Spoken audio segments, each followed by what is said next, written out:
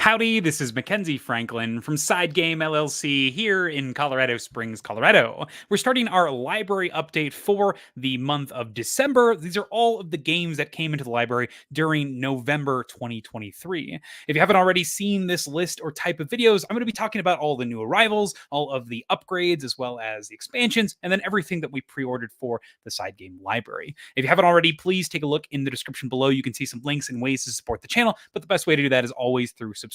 And thank you for being here. I'm excited to talk about all sorts of new games. Now, as mentioned before, we're going to start off with those new arrivals and starting off with a super weird game. And this is recently featured on very highly on one of my most recent lists. This is the Star Wars Episode 1 Clash of the Lightsabers game. I had no idea what to expect when playing this for the first time, but it's a duel game, 1v1, where one player plays as Darth Maul and the other is Qui-Gon Jinn from the Star Wars Episode 1 film. It's a insanely good back and forth simultaneous card game where you are trying to win 3 different battlefields. So you'll be playing out your cards in front of you and trying to claim 2 out of the 3 different battlefields. Based on how well you do in the fight, you climb up this track and have this progression. If you make it all the way to the end of that track, you win. So you're trying to strategically throw specific games, win specific ones, because it is a race. If you're able to win all of the battles, you move up twice. If you're able to win 2 out of 3, you move up once. So you have knowing when to pull back and when to move forward. It's incredible. I was so surprised. There's several reskins of this one.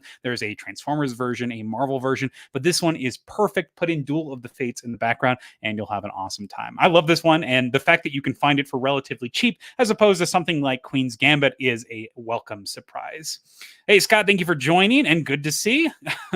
Yep, good to see. That comment. I was worried something fell through. Nope, all good. Everything is fine with the process of moving over to Games Workshops. I have 2 more weeks to post content, so that's what I'm doing here, and I'm hoping to get 2 more live streams in, probably a Marvel Champions one, and then looking forward to doing like a overview of all of the 2023 games that I've played. And then I did record a video for my best games of 2023, but for some reason it didn't record like the actual video for the back half of the video. And so I'm going to have to redo the whole thing. And it's super frustrating. So I kind of just put it off, and I'm scared that my computer is going to fizzle out on me again. So taking some time, I'll try it again, and hopefully it works this time. So everything is fine. Nothing went poorly, but I do have this opportunity to make some videos. So why not make some? Thank you for being here and joining us in the live stream, Scott. Now, moving forward, we have Dune Imperium Uprising. Now, this one I was extremely impressed with. It takes the Dune classic deck building game that we're enjoying that's paired with worker placement and adds some brand new things to it, mainly in the form of a new unit type. These are the sandworms, and a brand new mechanism, the spies. And I love this because the spy mechanism allows you to plan out your different actions by placing these spy tokens around the board. And then when you're going to that space in future actions, you can remove the spy to ignore enemy pieces, as well as get additional draws. So you can invest in future turns, setting up for big plays and ensuring that you can take specific actions. And these spy spaces are first come, first serve. So you can jump into those areas, get that reservation. And there are even cards that interact with the spies, placing them, giving you additional advantages if you've invested into that currency, or it's something that you can completely neglect. So there's brand new tiny modules. I've yet to experiment with plugging and playing with the Ix and all that stuff and deciding how I want to build my ideal Dune experience. So if you've got any comments on which expansion combinations that you prefer, I'd love to hear it. But right now I am enjoying just this back to basic stripped down version of this core experience, but I am missing the extra thing to spend spice on. So I'm for sure going to be adding at least the Rise of X technology portion to the game. Also, if you're going to play with this, immediately put in those contract portions, because I love that concept of getting an additional thing for going to additional space, because it even feeds into the spy mechanism. It works perfectly, and it's something that scales your cards as you play. So love this one. That is Dune Imperium, the Uprising edition. Next game we have is Earthborne Rangers, and this is my highest anticipated game next to Primal the Awakening from this year. And unfortunately, it wasn't the stellar 10 out of 10 experience that I was hoping for. And that being said, it's still a fun game. A 7 out of 10 for me is not a bad rating. It's one that I do enjoy, and it puts itself into a calm experience that I prefer at the 2-player count. So I do enjoy the solo mode, but the 2-player or higher is where it stands out, actually working together with the different players. This has you playing in a post-apocalyptic setting where you you are the Rangers and you have some mission that's guiding you to travel across this countryside. Now let's take a look at a couple of the image. The gameplay has you playing with a single deck of cards, and that's your timer for the experience. So once you run out of cards and you're unable to draw, then you're done. So you wrap up your session and then you check off this little box in your campaign, and then you start the next day. And this leads to a couple of things. Now, the first thing is your deck itself and the construction. The cards that make up Earthborne Rangers are super funky and so situational. But I think that's kind of the charm of this. When you enter this experience, you're building cards that could be useful in certain spots. And you get to discover those situations as you play the game. Now, once you've constructed your deck, then you travel across the map and go to all of these different areas. It serves itself up as a open world experience, but in my experience, it's not as open as you might think because you have these objectives and several of them are timed. So you need to actually do the objectives or they'll disappear forever. And a lot of times, if you complete those objectives, you get some cool card for doing so. So it's something you want to do. But if you do go off and explore, you lose the opportunity to do that thing. And it's pretty frustrating. And this even happens in a day, a single day. You can come across a person that maybe you need to go take them to a specific spot, and you might find them on turn 2 or something like that. And on your way to that spot, you're thinking to yourself, okay, I've got some time, I can go do that. And something happens that trips you up, and all of a sudden your day is over and you have lost that opportunity to get that person. And if you want to try to get it back, you need to go find them and search them. But in the process of doing that, you're losing out on this other thing. And it's a bit stressful, in my opinion, because I'm losing out on things based on this time mechanism. And that's because those sessions are a single day, as opposed to one large stretch of time that you can just come in and come out of whenever you like. This is one reason that I think Sleeping Gods is so incredible, is you can start a game, find something you want to do, and you have so much time to do it. And once you complete that thing to its fullest, then you can move on to another thing. And it's never restricted to a single day, but you have the entire campaign to pursue your goals. And so I do love that there is no backtracking in something like Sleeping Gods, but in this one, you do get that sense and that feeling. I do enjoy the card system. I love the deck building. I think that the cards themselves are fascinating and cool. And when you are creating your deck, you have different tiers of the skill levels for the different colors that you're picking, and that's part of your character customization. Whereas in something like Arkham, you have to pick a character that has set stats. In this one, you pick your character, you pick your own stat line, and that stat line determines what cards you're able to build your deck. So your stat line that you've chosen determines the type and the strength of the different cards from the different classes. So you have so many choices, and all of the cards are so funky and weird, which means that your experience is going to be so strange. And I love that concept where every card has the potential to be awesome in a specific situation, but that does also lead to certain points where you may come up against a challenge where you just can't do anything about it, and it can lead to frustration. I think that the multiple players definitely balances this out because you have so many different options to pick from for these unique situations. So that's my recommendation for Earthborne Rangers. Unfortunately, not this incredible experience that I was hoping for, but it is still one that I'm having fun, particularly at the 2-player count. So that is Earthborne Rangers. I like it, but not my favorite in the genre, unfortunately. Next up, we have Last Light, and this is one that I was pretty dang impressed with. So Last Light is a 4X shortened down into a simultaneous framework, and the goal of the game is to get to 20 points. And so you're racing by putting out all of these different production factories, as well as developing technologies that will help you zoom around as you are racing to the center, because it's going to give you additional victory points for doing so. And I think that the game system itself works super well. And it's one that I'm enjoying a lot, and I'm having so much fun coming back to. And that has to do with the speed, the pacing, as well as the technologies. That's my favorite part about this game, is the technologies in general. You have different types of ships, and these ships can be customized based on the technologies that you choose. And each ship's size determines the amount of customizations it can have. And then each of them also has a spot where you can allocate a dice customization. And that's going to give you some cool effect that's going to trigger in combat. So it encourages you to fight with that specific type of ship. And some of them are combat related and some of them are not. So you can choose which of these you want to interact with based on maybe the other cards that you're using, your ability of your faction. I find this one a blast, and the board scales with the player count. It moves around to encourage interaction with all the different players, and it does careen to a gigantic end, which I appreciate. So this is one that I'm enjoying a lot. That is Last Light. Next up is 20 Strong, and this is one that I'm also having a blast with. Specifically, I am loving the Too Many Bones version of the game. So in 20 Strong, you take a glob of dice, 17 dice, 3 being your stat dice, hence the 20 Strong in the name. And then after you've got your dice assembled, you're going to be going through a gauntlet of enemies And then these enemies all lead to a gigantic boss at the end. So in the main one, you are going to be playing the Solar Sentinels universe, which is their original game concept for this game framework. And then you also have the option to get various expansions that delve into their pre-existing properties, including Hoplomachus Victorum, as well as the Too Many Bones universe. And I think that the Too Many Bones version of this game is the best it has to offer. It takes the mechanisms from Too Many Bones, including the BQ, including the day counters, and then takes this boss battling concept at the very end and turns it into a tyrant encounter. So it takes everything I enjoy about Too Many Bones and puts it into a smaller framework. It's portable.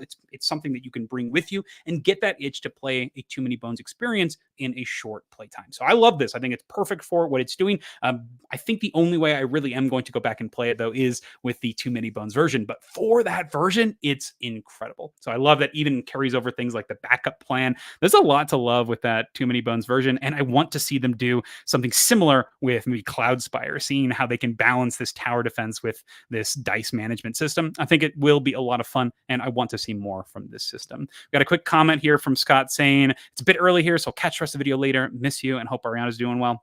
Thank you so much for the good wishes, and hopefully you can check out the stream at a later time. Thanks for joining us, Scott, and we'll go ahead and move on to the next game.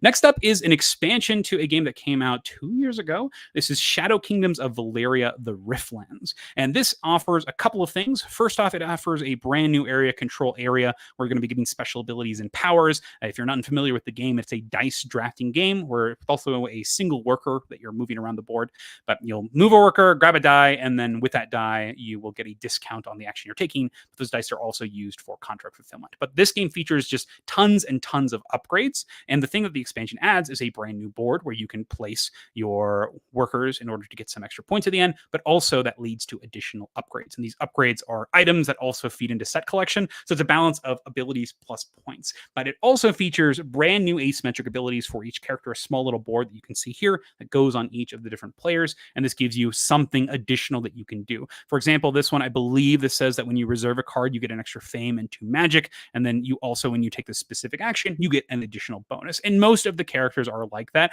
This one is amazing. This was the one that I played most recently. It's a goblin where if you unlock this effect, you get an additional slot to store a die. And if it's a goblin die, you get an extra 2 coins and increase the strength of that die. So it gives you more reasons to go after your own colored dice as opposed to just the wild function that they served at before. And of course, these goblins are greedy and you want to build up that hoard to get that money. It's a fun expansion and I think it works well. It just adds even more abilities that you get to tap into. Aside from the cards that you would purchase with your coins, you now have an additional way to interact and get special powers. So I'm always for more ways to customize and get abilities, and it does it well here in the Riftlands for Shadow Kingdoms of Valeria.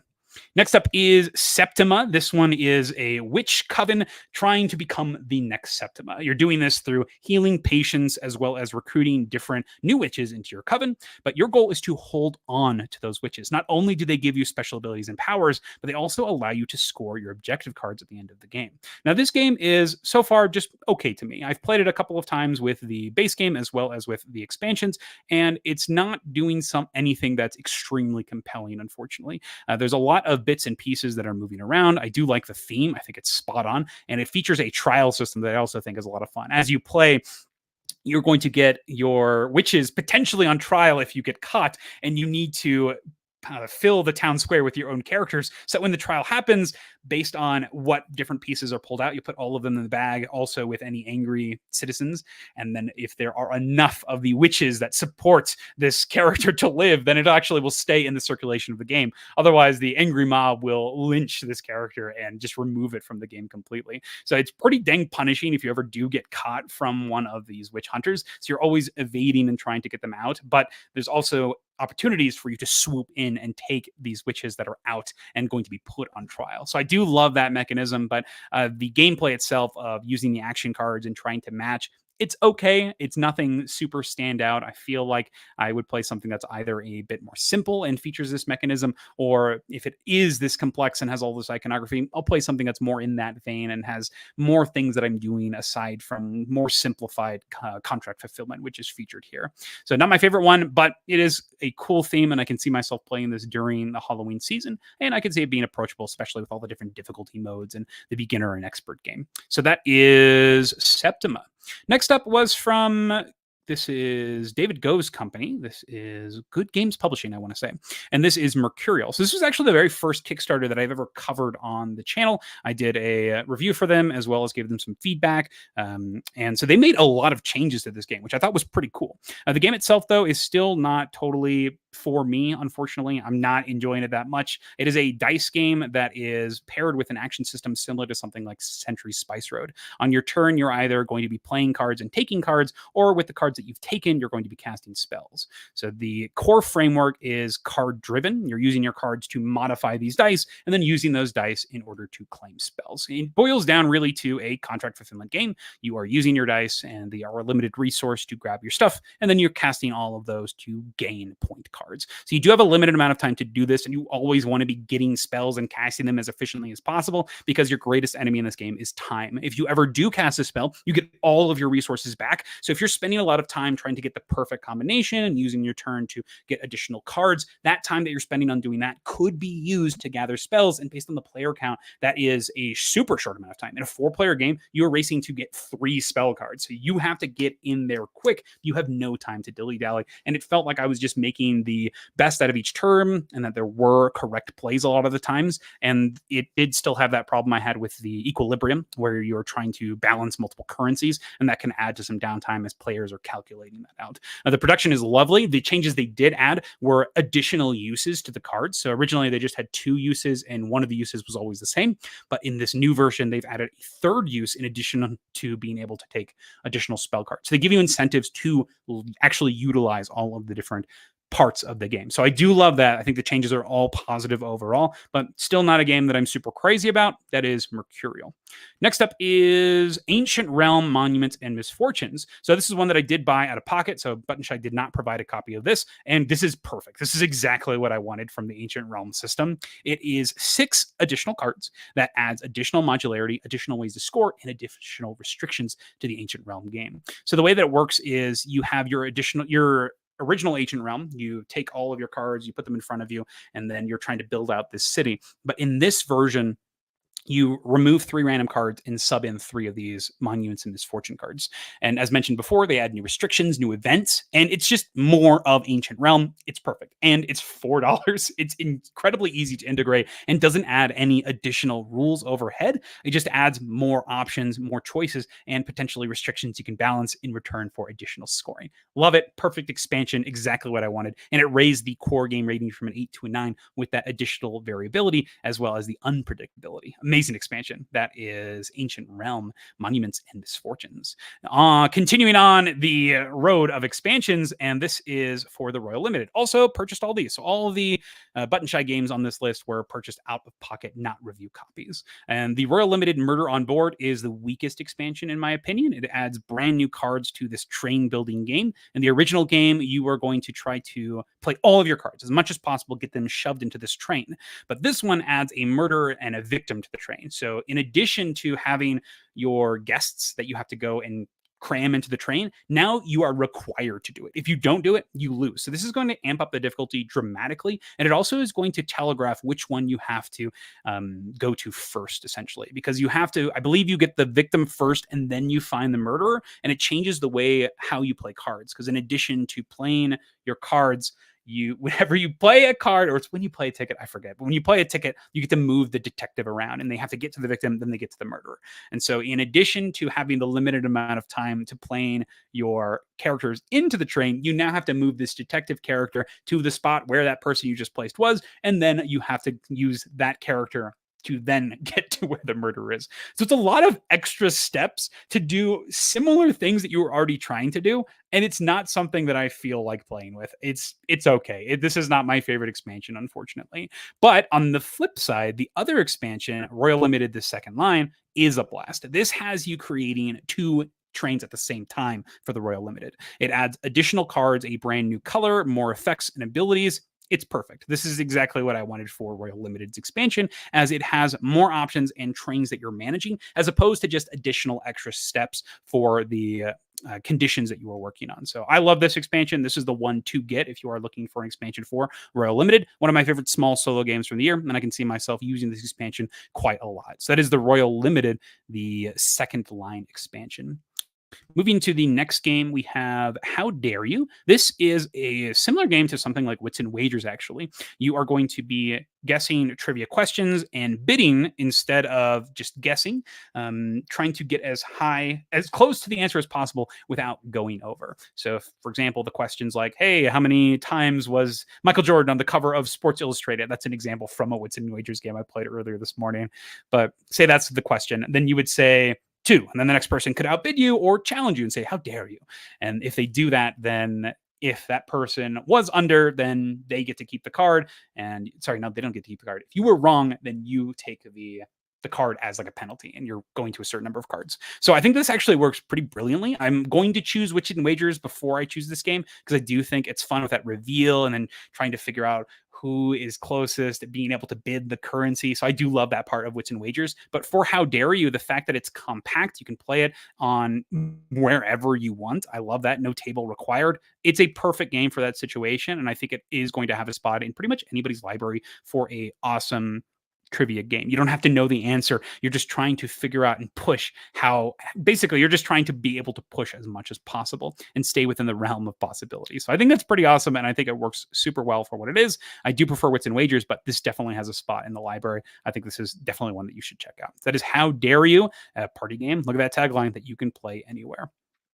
Next up is Sky Team, and I am super impressed with this one. It is a 2-player game of cooperative dice placement. You play as pilot and co-pilot trying to land a plane, and you do so through dice placement. Every round, you're balancing between the now and the later, as you have a limited number of rounds to actually make it to the end of this track. And so this track is going to include keeping the airway free of airplanes. You also need to make sure that all your flaps are out. And then you can do several options for mitigation as well. There's ways to get plus minus modifiers. There are ways to change your speed. That's also required by moving these different flaps and brakes down. And ultimately, you're trying to get to that final space on the board, as well as get to your destination on time. So once you get to that final round, you got to make sure that your boundaries are within these 2 numbers. And if you can do that, you successfully land the plane. Now, the star of the show, though, aside from this solid core system, is this additional scenario book, which is going to give you extra ways to play. And that's going to come with all sorts of different components that will change up the experience and allow you to grow with the game with the person that you're playing with. I think this is one that is worth playing with a person consistently, but I also think it's a lot of fun to just challenge from the get-go and see how people manage their manage their communication in new cooperative settings. So I do recommend this with any group of 2. It does make a perfect couples game, and I think that in general, you're going to have a blast with this one. That is Sky Team. Next up is Forest Shuffle. This is a game of drawing a bunch of cards, and I love drawing a bunch of cards in games. Forest Shuffle is perfect for this. It's a simple deck of cards. On your turn, you're going to either be drawing 2 cards or playing a card, and the cost of the cards is other cards. So everything is everything, and you are going to be constantly putting stuff in front of you or drawing cards. And every time you play cards, you pay the cost in cards, and those cards go face up for the other players. So you now have more options every turn to draw cards. But the options don't stop there, no, because each card has several sides that you're going to be picking from. These cards are going to feature animals or trees. You're sliding them and tucking them. Each tree can only have a certain amount of animals under it. It's got a top, a bottom, as well as 2 sides. And you're trying to combo these different cards into different scoring criteria. It's a blast. I think this one's super fun. It's easy to play. There's so much going on the first time you look at it, but honestly, you can just play and have a good time. You'll see a card that says to do something, do that thing. Try to make that work. And as you play, you'll start to understand the relationships between the cards. There are some nice thematic touches with some of the animals. There's predators, rabbits, where you can get like a whole stack of them because they breed like rabbits. It's a blast. I like games like this, and Forest Shovel does it extremely well. And the theme works perfectly with how they integrate with the different scoring opportunities. So that is Forest Shuffle. Next up is a little bit of a letdown. This is Dragon Keepers, and this has you playing as these, I guess, shepherds of dragons. And this relates in game terms into creating groups of dragons to meet scoring criteria. On your turn, you're going to be picking these dragons from this large central stack, and then these stacks are going to form your hand, which then you'll play in order to match whatever the criteria is in this center area. That's going to give you these scoring medallions as well as special abilities and immediate one-time benefits. But before you match that criteria, you can take one of the cards in your hand and place it over one of the criteria. So the cards that you're taking not only are ways to fulfill the criteria, but also ways to modify it. But after you've established that criteria, everybody else at the table also gets to follow. Now, the reason that this game is not really doing it that much for me is it feels like a lot of the time I'm just doing the right thing as opposed to making ambitious plays or exciting plays. It feels like I'm just coasting in this game and I'm not making any gigantic tough decisions. There are a couple of times where you push your luck, but it's a small instance and the payoff usually isn't that intense or crazy. And I feel like the games feel pretty similar from game to game. So not one that I'm super excited to play back again and again. The sleeves are super awkward sized for this as well. So it's kind of a shame that now I have all these super awkward sized sleeves for this game. But I think that this one will not last long in the library, unfortunately, although the theme is pretty dang cute. So that is Dragon Keepers. Next up is Cyberion. This is a solo or two-player game where you are trying to fulfill all sorts of different contracts by matching different symbols. In game terms, this translates as you'll have a hand of cards with different properties, whether it be size or color, and then with those cards, you're going to be using them to fulfill these different jobs. So the jobs require 2 of this color. You discard those cards and you get to take that job that you finished and put it to the side. The cool thing is you can spend those jobs that you finished on upgrades for yourself, giving abilities to your colored cards. So in addition to using your colored cards for abilities and powers, you can also use them in order to fulfill those. Sorry, in addition to using them to fulfill jobs, you can also use them for special abilities to mitigate and change the rest of your hand to make it fulfill the more challenging criteria that shows up in the back half of the game. So you are granting yourself multi-purpose cards, which I think is pretty dang cool. The reason it's a bit on the lower side is the game also feels like I'm just coasting. It feels like I'm sort of going through the motions as I play this one.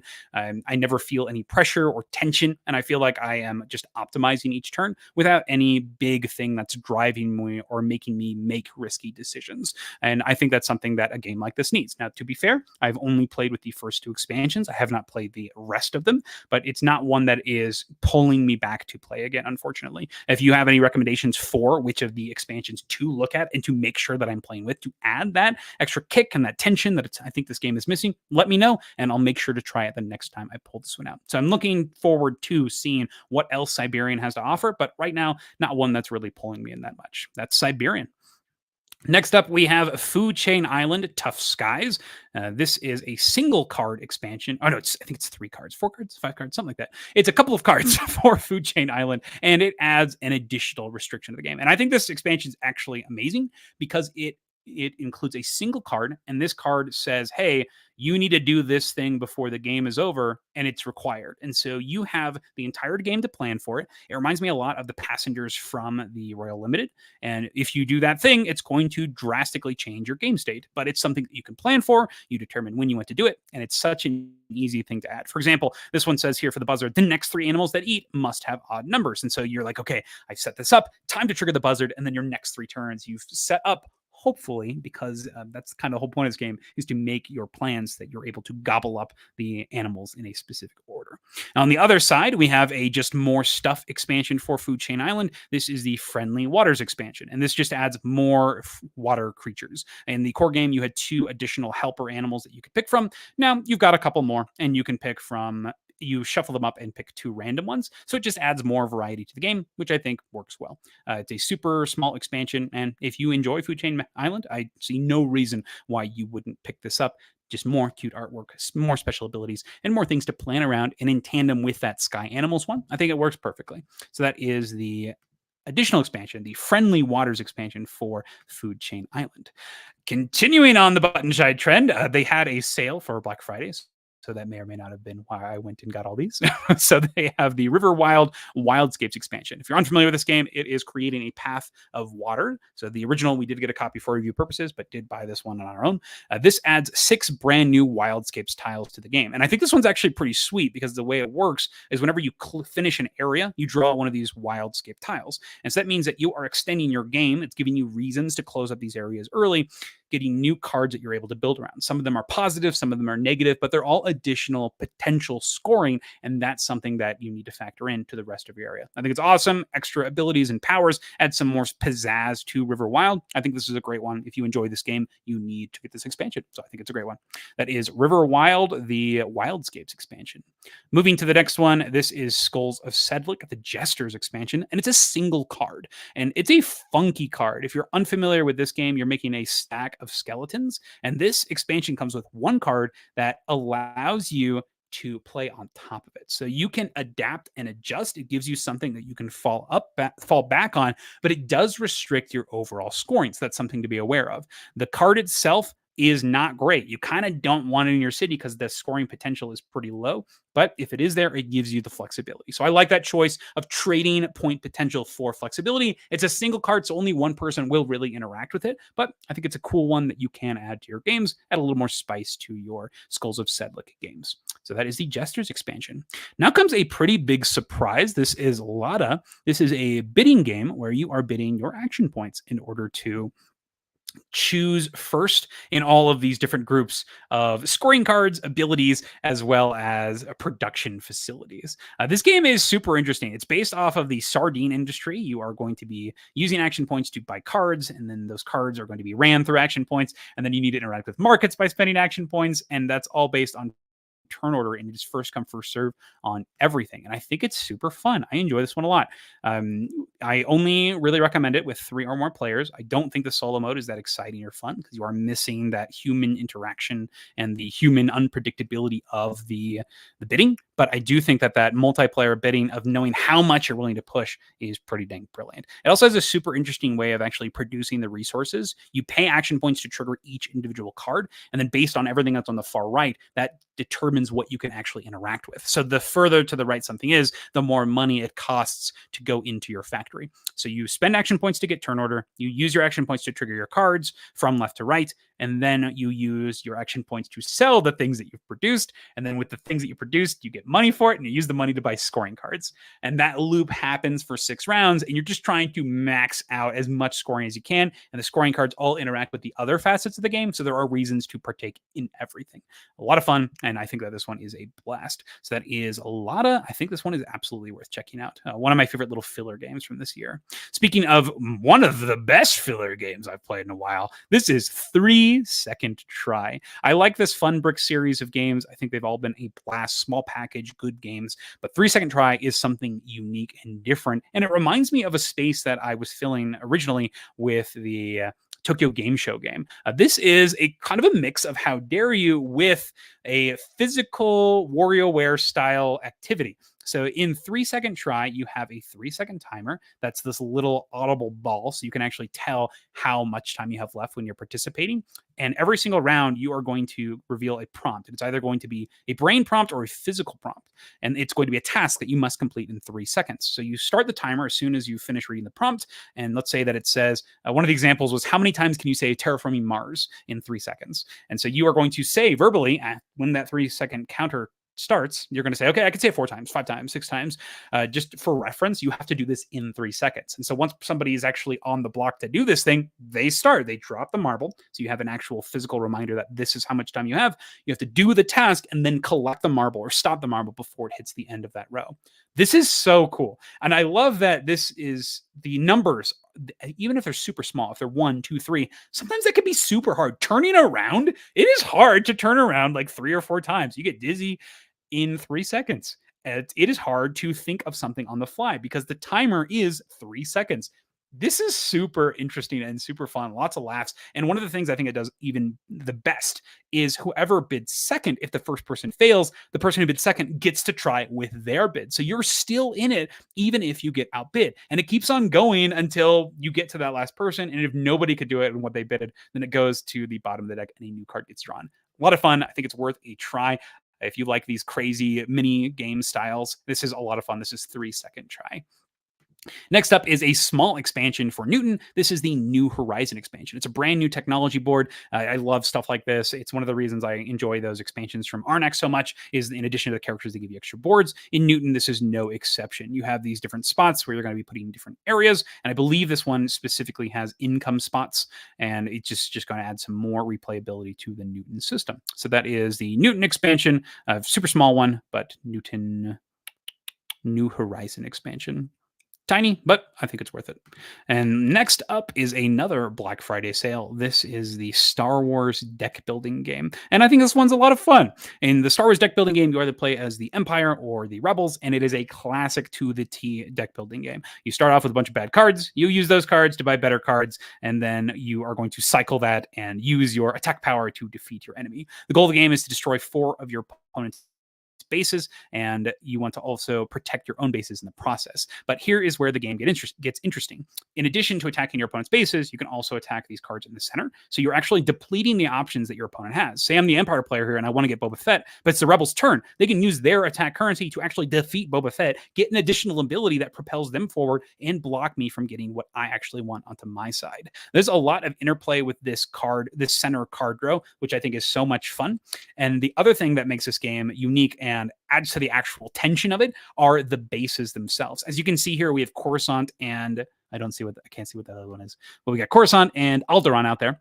And whenever you destroy a base, you get to look through like a whole stack of 10 different cards that all have their own unique abilities and effects. One of the cards allows you to immediately take a card for free from the center and put it into your hand. And so just the existence of that card means it's terrifying to actually defeat your opponent's base, because if you do that, they can add something that they had no business in buying because it was too expensive directly into their hand. So it's a pretty risky situation to give your opponent these opportunities to advance their game state, but just by advancing your own. So I love that. I love that concept of deciding when you want to actually destroy bases because of the potential abilities that can occur from the bases themselves. A lot of fun interactions and combos, and I love that there are these gigantic things that you're chasing and that you can also factor into your decision making. A lot of fun. That is the Star Wars deck building game. Do you want to mention really quick, I did try the solo mode to this, and it is missing that tension completely. There's like a fan-made solo mode that you can play on BGG. Do not get this one for solo play. Get it for the 2-player mode specifically. It's easy to get into. You can teach it to anybody. I think this one's a blast. So that is the Star Wars deck building game. And then the last, nope, not last one, but this is Couture. This is a small auction game that is hugely impressed me. It's a tiny game where you are purchasing fashion pieces. Yes, you are taking different people to the fashion runways. And so you are going to be taking a hand of cards and bidding into 3 separate areas. And these areas are actually going to be bid on simultaneously. So it's a game where you all start with the same amount of currency, but simultaneously you'll be putting these cards into your hand and organizing them into the 3 different venues. Once everybody's organized their cards, you'll reveal them one at a time. Okay, reveal your New York, then reveal your Paris, then reveal your Tokyo. And then based on who has the most on each of those sections, you get to pull these different cards. I've only played at the 3-player count, but man, this one hit me real well. There are some cards that are going to give you endgame scoring, some that are immediate scoring, so you're chasing for specific rewards in the middle of the round. And so you have so many choices on how to pursue these different cards. And then there are even cards that give you better cards in your hand. There's like these amazing extra powerful cards, but they're worth negative points. You want to clear them before the end of the game actually gets to you. How frequently can you get these powerful cards? Sorry, Courtney. I think Ariana just came up. Okay, so you have these super powerful cards that you can invest in early, but then you have to get rid of them by the end of the game in order to make them actually worth it. I think this one is a blast, a huge surprise for me, and one that I'm going to see myself returning to a lot. And the deluxe edition is pretty dang fancy, as you get these. The scoring tiles themselves are the things that are upgraded, and they are now these super glittery gold magazine covers. The theme, the artwork is brilliant, and this just is a super chic package. I'm having a blast with Couture.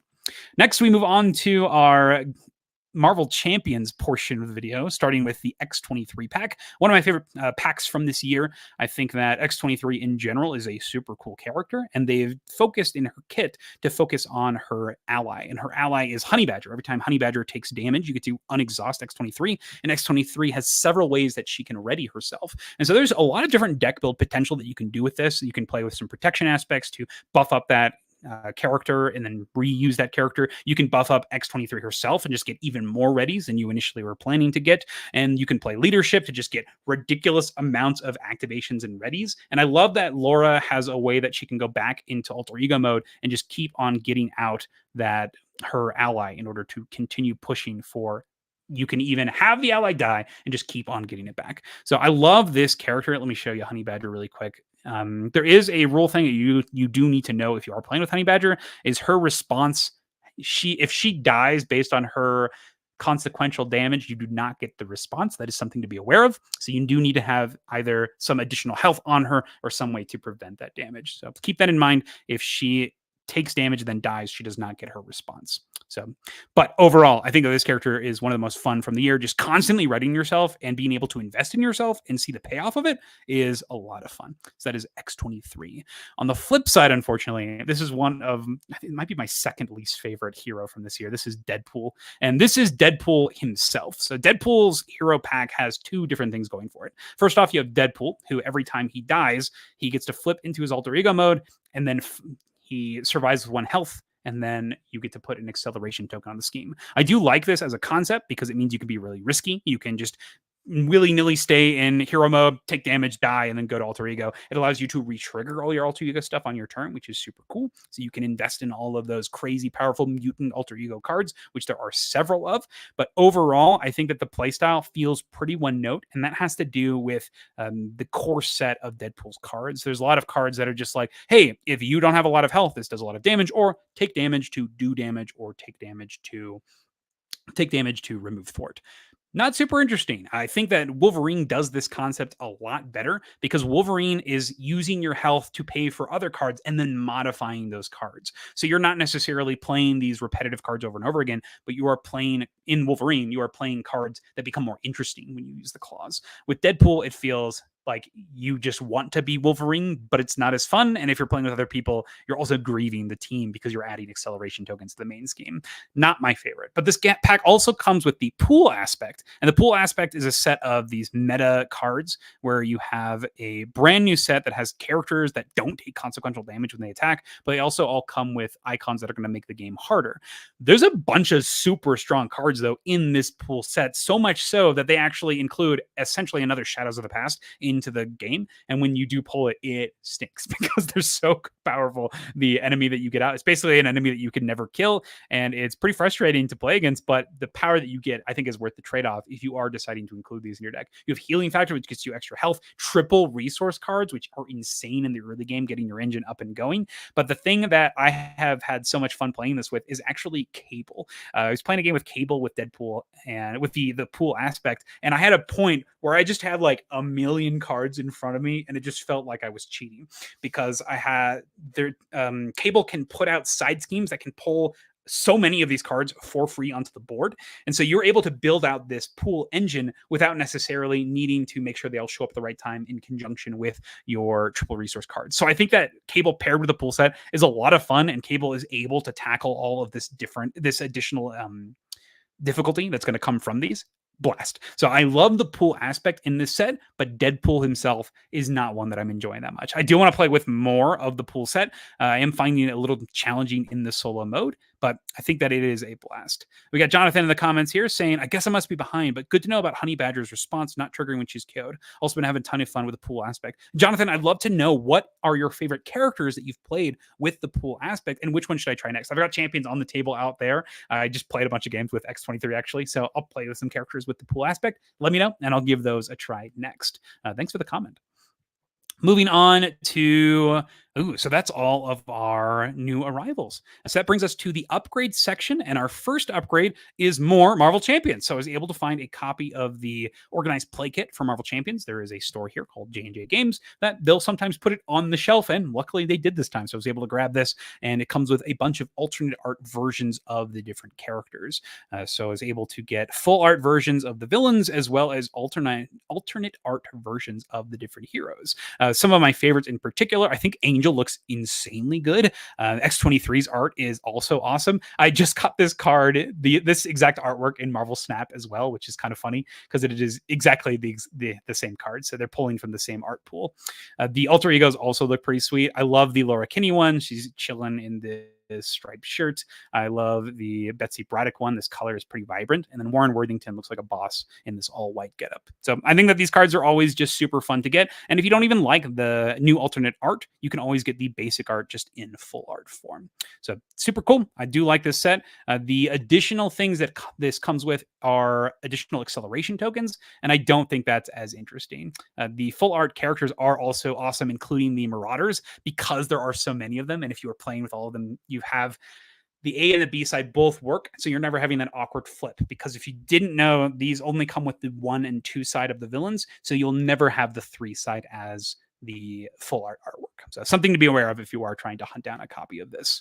Another thing that we ended up getting was, since Angel and all these additional art cards came out for Angel, got some more of these gigantic sleeves for Marvel Champions. These are specifically for 3-sided cards. So they work for Ant-Man, Wasp, as well as Angel. And so they give you a way to slide to cover up the alter ego as well as the hero side, and then you can flip the card over to its other side in order to access the gigantic version. So I think it's pretty dang fun to have this satisfying giant flip of the card when you flip into your giant mode, or in Angel's case, the Archangel mode. So I think that's pretty sweet. Keeps the card protected. You're not bending it back and forth, so it will not wear out from all of that bending. It's kind of hard to sleeve a card if it does fold out, so you want to keep it out of the sleeve, but this is a way that you can still protect your card but have a cool presentation on top of that.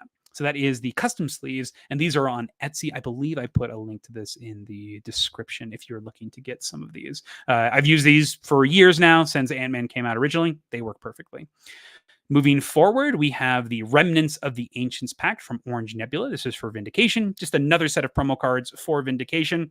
Exactly what I was looking for. More variability, cool cards. Works perfectly. So that's Vindication extra promos there.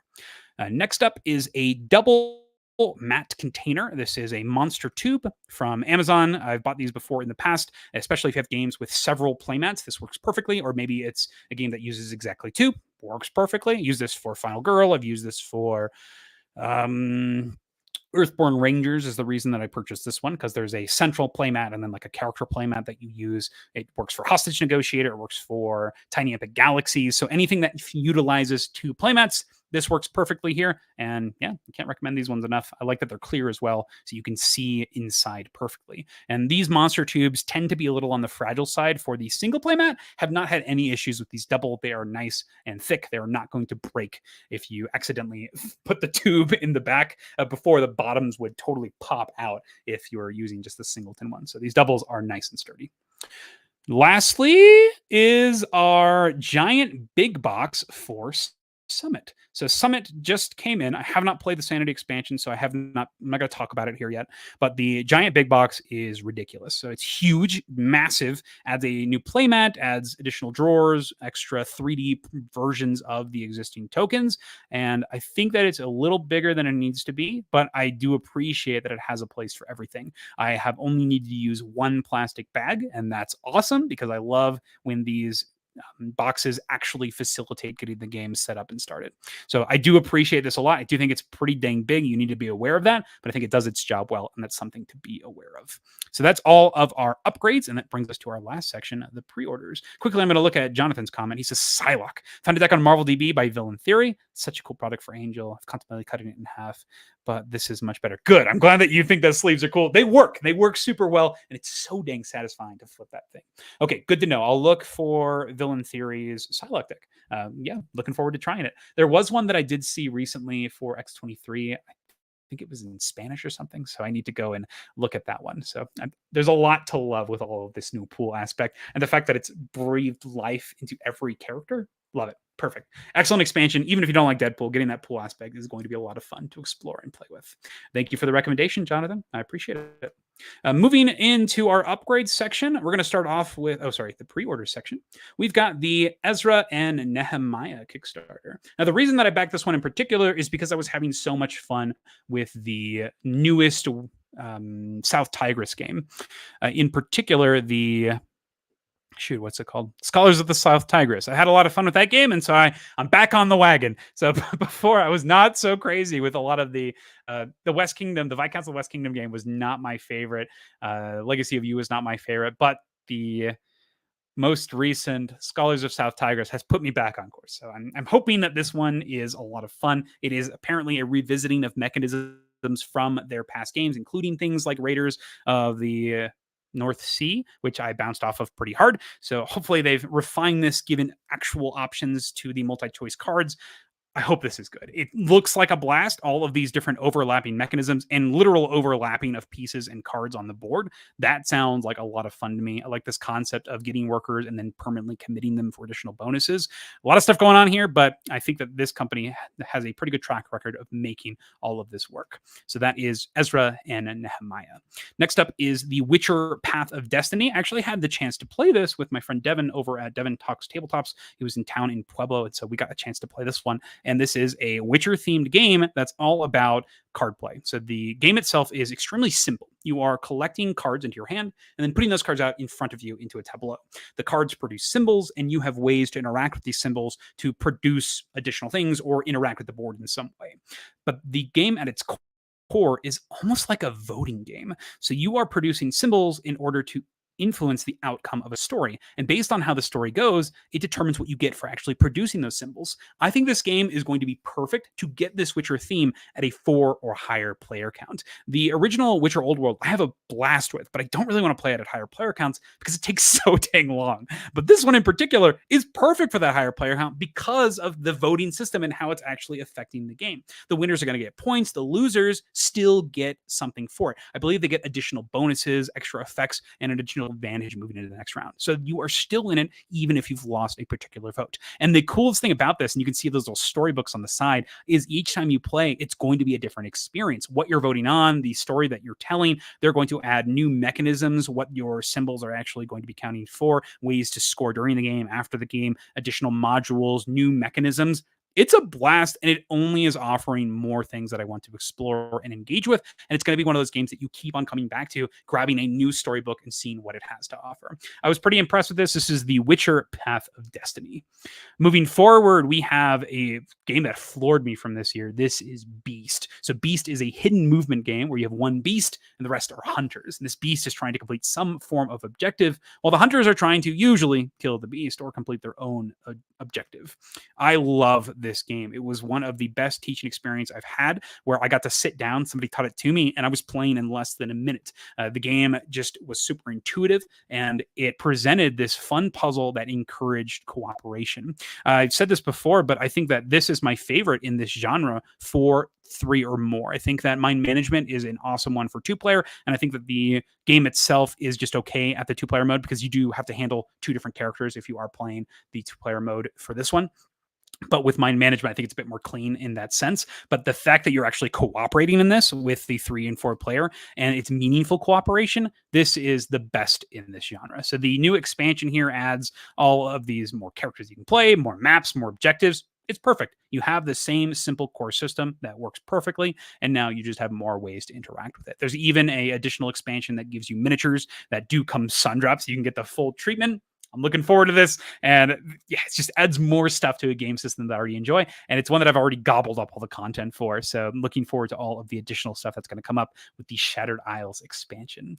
Moving forward, we have the Age of Apocalypse, so look back to Marvel Champions here. This is a revisit to all the things that already exist in Champions. This is perfect. This box is split in between X-Force and X-Men with Magic and Bishop, and then you also have the entire Age of Apocalypse storyline that you'll get to play through. Magic looks absurd. This is the Gandalf character where you're able to look at the top cards of decks and modify things. And then Bishop is I believe you discard cards from the top of your deck every time you take damage to get additional resources, something like that. It's been a while since I did the video looking at the different characters. Yep, after Bishop takes damages, discard equal number of cards from your deck, add each resource card discarded this way to your hand. So it sounds like a lot of fun getting to engage with all of these resource cards that exist, including Bishop's cards that he is going to introduce with his entire set. So looking forward to seeing the interaction of these characters, how all of these new cards are going to interact. And I believe the highlight of my this set for me was the Sidekick card. So there's a brand new leadership card, there it is, that is going to give you the ability to make your identity specific ally a sidekick and have you keep them around for the entire game experience. That sounds like a blast to me. I cannot wait for this one. Oop, what is happening? Nope. Can you see that okay? Okay, sorry, I had a weird buzz on this end. All right, so moving forward, Age of Apocalypse, looking forward to that one. Moving forward, I have actually been playing a lot of Unsettled recently. So my friend Fun and I have been playing a bunch of this game and having a blast. I think that my biggest criticism before was it felt like I was trying to solve the game on everybody else's turn because I wasn't getting to play as much the first time I played it. And it's the player count. I think the player count is a huge thing in this game. I think 2 and 3 is perfect for this game. I don't really want to play it at 4 again, but the 2 and 3 player count is a lot of fun. This is a space exploration game where you are picking a planet and you are going on a mission on that planet using this framework of exploration and interaction with the planet in front of you. I've been having a blast with this. You pick, each planet has its own mechanisms and things that you're interacting with, and it's up to you to try to complete those objectives in the fastest amount of time possible. I love that this game encourages you to actually go and find different things on the planet. And this is one thing that I had trouble with when it came to Arkham Horror, not Arkham Horror, with Mansions of Madness. In Mansions of Madness, a lot of the game you would be tempted to pick up items, and these items pretty much weren't ever worth it. You just had to make sure that you completed the game on time. And so time was your biggest enemy. So anything that didn't help out with that was pretty bad. But in this game, the planets provide specific items and bonuses that directly help with the specific requirements for that planet. So for example, we just played one that was on this magnetic planet where everything moved around, turned and rotated. The items would help with facilitating that. So there were reasons to go out of your way to do this because of how game breaking those abilities were. It gave you reasons to explore, but also you were balancing the time. But usually the things that you find would help out with the time. So everything is viable, meaning that there's a reason to do everything and interact with everything. Love it. So we went and picked up a Supernova pledge with sleeves, as well as on the most recent, I forget what it's called. It's like a wormhole day for Orange Nebula. They also have these unsettled action trackers. They recently had these in the Vindication big box where you could just simply slot a thing over whenever you completed a specific action. And it's a great way to keep everybody on track. And so you're not cheating the game system at all. It works perfectly. So having something simple like this that each player gets to do and keep them on track with their turns, love it. A place to put your dice as well. Perfect. So that's the Unsettled Action Tracker, as well as the Supernova with Sleeves pledge. Moving forward, we have one of my favorite games ever. It has 2 brand new expansions. Heck yes, including 2 brand new soundtracks. This is the Bullet shoot 'em up puzzle action game, the 2 new expansions, Paw and Palette. One character is like a dice-focused character. You just basically have a big smattering of different characters with the palette, and then the other one is all cats for the Paw expansion. One thing that I was a little disappointed about was one of the Paw expansion characters is one that we already have, and that is Beethoven here. But the other 3 look like a lot of fun, particularly the character that is the familiar for one of the other existing characters, so just opening up the universe. And then this character looks like a hotbip, and I think it cracks me up. So looking forward to trying that. They come with their characters and bosses like normal, and then the palette one comes with characters with their own gimmicks. You've got one that's going to be doing graffiti, one that it's an actual die, and so that one of the components that comes with is a die. Looking forward to seeing how that's interacted with. Bullet is a no-brainer game for me, and the expansions add additional bosses to fight on the back of the heroines. So you're getting 2 things for each additional character, and there's 8 brand new characters. If you haven't already, give Bullet a try. One of my favorite games ever. Particularly the 2-player competitive. Actually, that's not true. The competitive mode in general is a blast. I have been playing less and less of the solo mode. I just find that tension from the real time from the competitive mode to be something that is just pushing me to play it more. It's just a lot of fun. It's like Tetris Battle, but in real time with people, and you can see how people are progressing as the gameplay gets tighter and tighter, and the amount of bullets just keeps on ratcheting up. I love this one. That is Bullet, Palette, and Paw. Moving forward, we have Perseverance, Castaway Chronicles, episodes 3 and 4. This is the sequel, the trequel.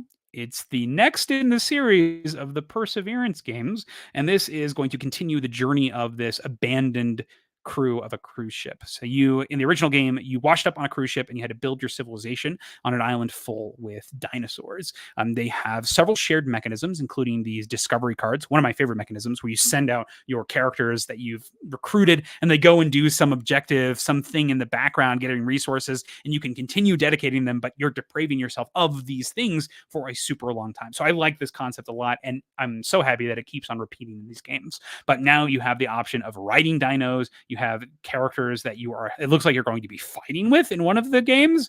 This is super interesting, and I'm just having a blast with it. So I love the first and the second one, and I think that the third and the fourth one are just going to continue exploring the mechanisms that are already present. I like how the area control is tied into the dice placement. It's a simple framework that does work well with these gigantic, complex games, particularly with the ridiculous amounts of iconography. But once you learn them, then you understand their application into their core systems. I love the theme in this one in particular, and there is a gigantic campaign mode that I definitely want to give a try at least once. So that is the Perseverance Castaway Chronicles episode 3 and 4.